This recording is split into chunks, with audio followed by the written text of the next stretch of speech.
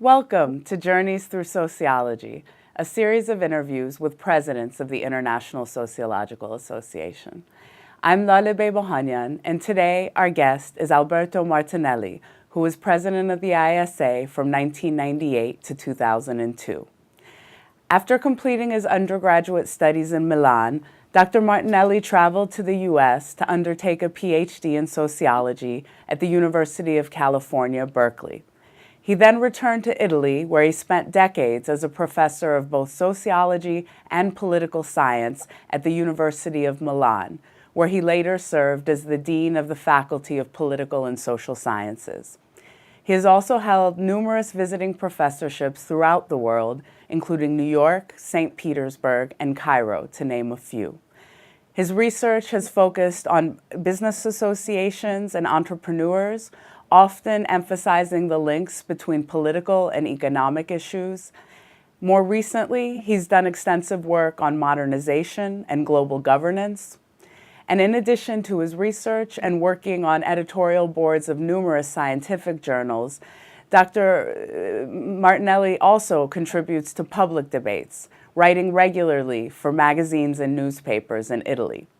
He has also been quite active in Italian politics, serving as an advisor for social policy to Italy's prime minister, as well as serving on Milan's city council from 2002 to 2006. Thank you so much for joining us today, Dr. Martinelli. Thanks to you. Thank you. So we begin today by asking you about the beginning of your own sociological journey. How was it that you came to sociology, and what drew you to it?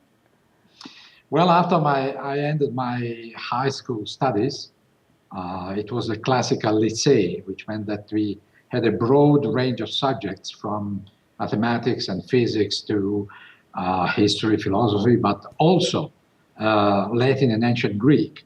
And at the end of this high school, I was uncertain whether to choose economics or medicine. It may seem strange because they are rather far away, but actually I was very interested in human behavior, let's say the relation between the brain and the mind and the single individual and the society. That's the reason why I was a bit uncertain. Then I decided for economics.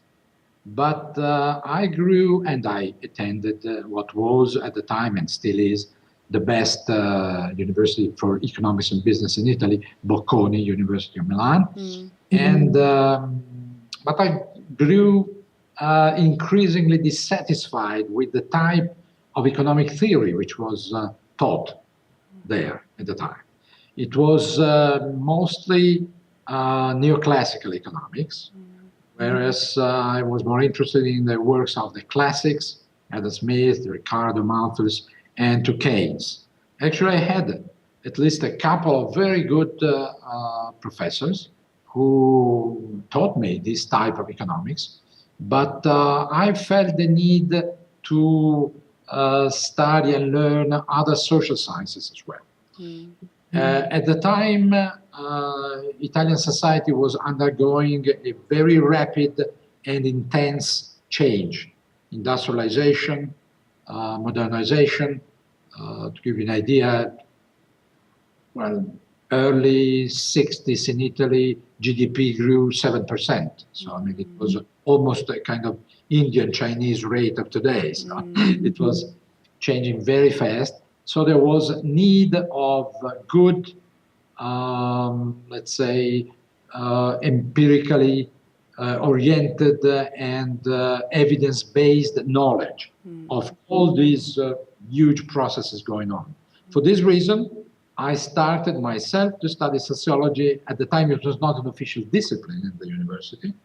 And then I chose a dissertation, a master dissertation in statistics, which gave me a good methodological basis. So my dissertation at the time was theory and methodology in the work of Paul Felix Lazarsfeld, who was at the time an important sociologist working at Columbia. Mm-hmm.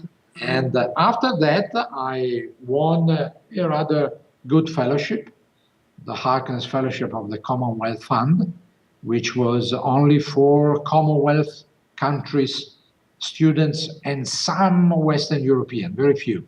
I got one, and I chose to go to Berkeley because it was the late 60s, and Berkeley was one of the most interesting places in the world to study and live.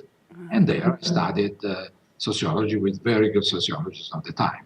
So Bendix, there was Smelser, there was still, there was also at the beginning at least Goffman. So this was the late 60s and early 70s, a time of a lot of student uprising and protest movements at Berkeley. And I was involved because actually my research project was precisely on student movement and university organization. My PhD thesis was on structural contradictions and organizational response in the American system of higher education.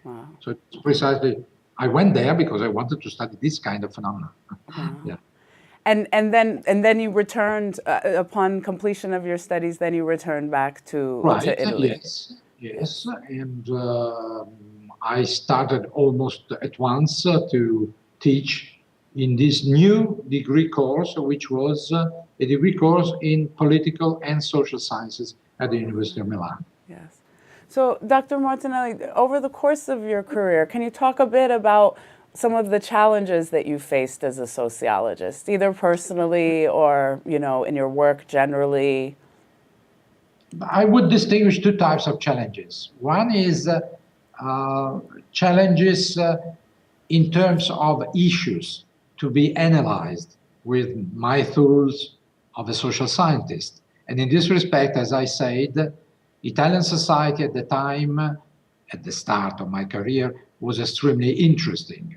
And I developed a rather thorough interpretation of the process of development of Italian society, which I define as an instance of uneven modernization, in the sense that there were, on the one hand, very intense and rapid changes in the economic structures in society in terms of millions of Italians going from one side of the country to the other, from the south to the north, or from the countryside to the cities.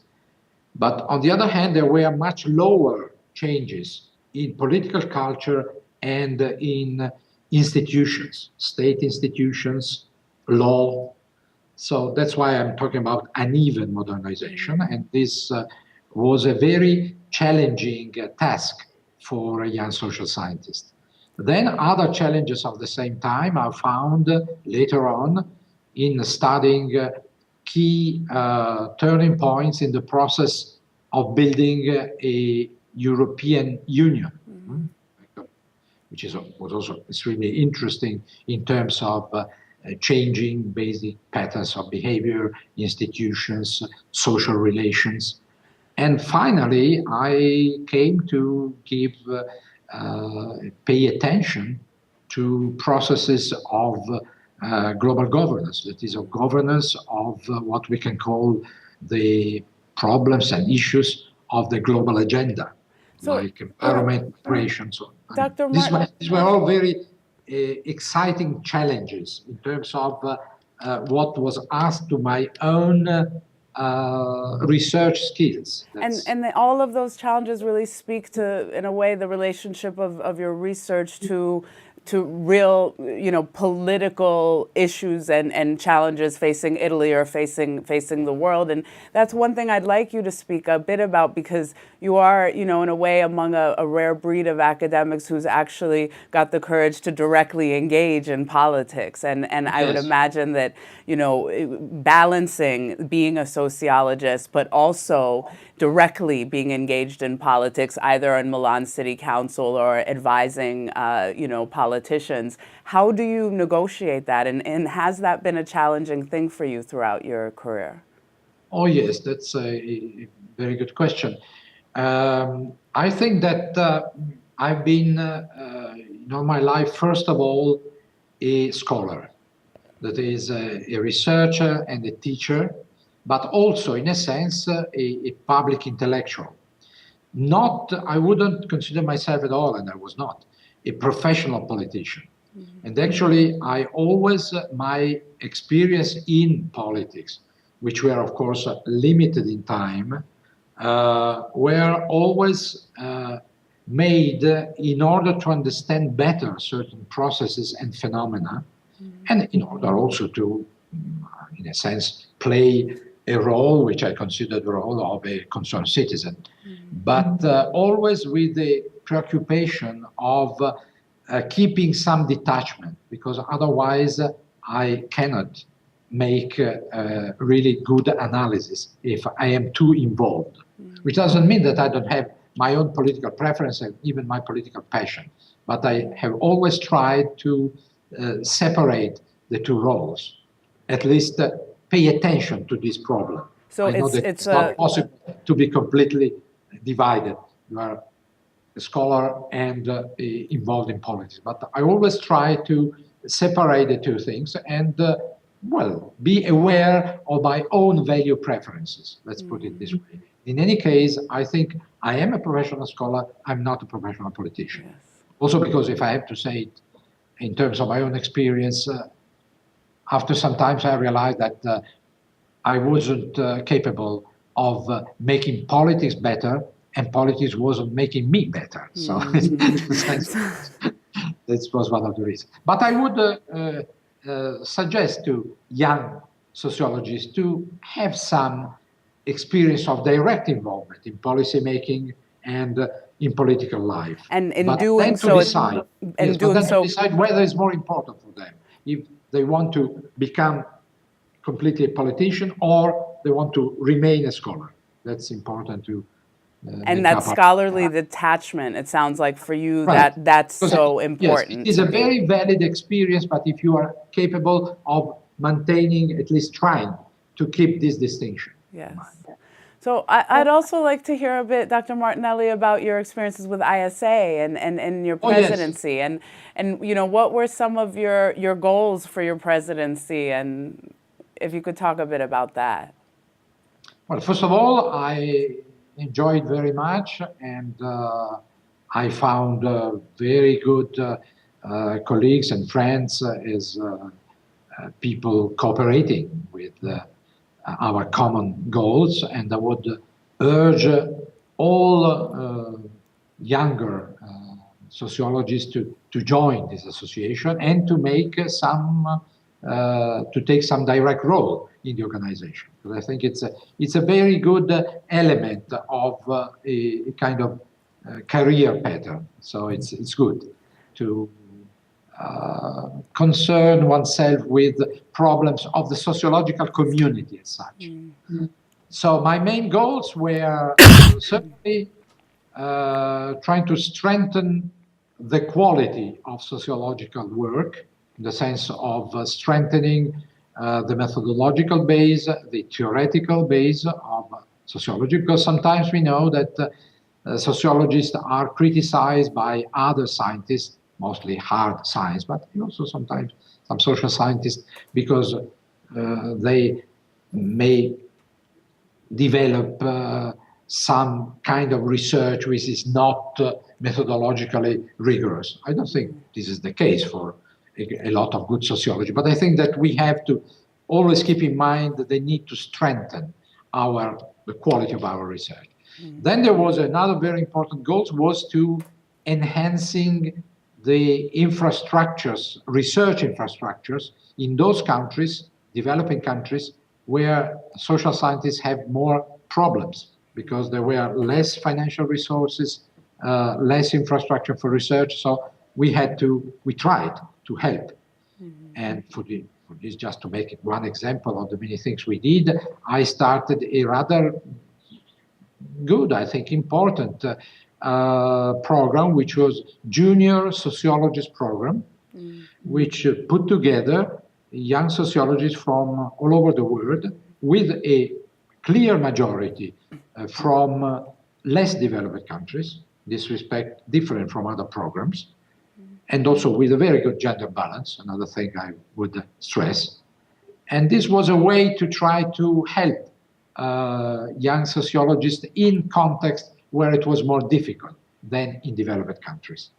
Then another thing we did at the time was to foster interdisciplinary research and relation with other social sciences. Myself, I have taught also economic courses or political science courses, but that's important because for some of the most important social problems of today's world, we need a multidisciplinary, at least, possibly interdisciplinary, but at least multidisciplinary approach to understand them. Environment, migration, whatever, economic crisis, you need this kind of approach. Mm-hmm. And then also we also try to foster a dialogue, relationship between the sociological community and some of its basic stakeholders. Like, being who? From social and collective movements, but also political parties, also organizations, also government agencies, also firms. I mean, all groups which are interested in evidence-based knowledge in order to take their decisions. So, of course, always keeping very clear in mind that we must be very jealous and defend in any possible way our own freedom of research, our autonomy as independent scholar. But I think that also this was important to develop what we can call the public uses of sociology.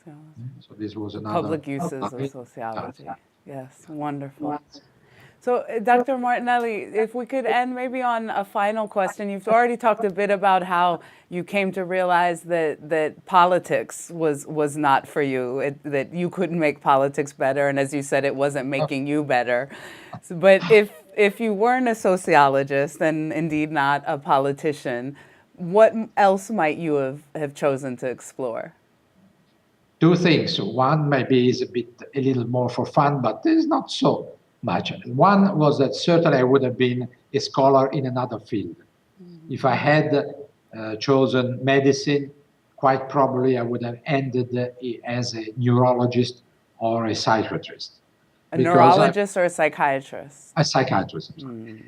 Because I have always been very much interested, as I said, in the relation between brain, mind, group, society, and so on. So, I mean, these kind of problems. And I think I would have done that also, both research, teaching, and private, and not private, but practice in terms of therapy. Public institutions, but therapy as well. So that's quite likely. Because after all, I hope that this comes clearly from our talk. I'm reasonably satisfied with the choice I made. I think that the fact of choosing a scholarly career as a social scientist is rewarding, and so I would suggest it to young people. The other possible option, which was very much asked for by my mother, was to become an opera singer. An opera singer? Opera singer, right. Can you sing, actually? Yes, I can sing, wow. But I haven't studied because at the time I considered that, with regard to more serious professions like helping others to improve social relations or so on, it was something very futile. But now, with age, I think that even if one is capable of giving pleasure with art, it's very dignified as well. Yes, so. Yes, Yeah. Yes. Well, thank you so much for being with us today, Dr. Martinelli. It's been wonderful having you. It was a pleasure. Thank you. Bye-bye. This has been another journey through sociology with Dr. Alberto Martinelli. You can find the entire series of interviews on the website of the International Sociological Association.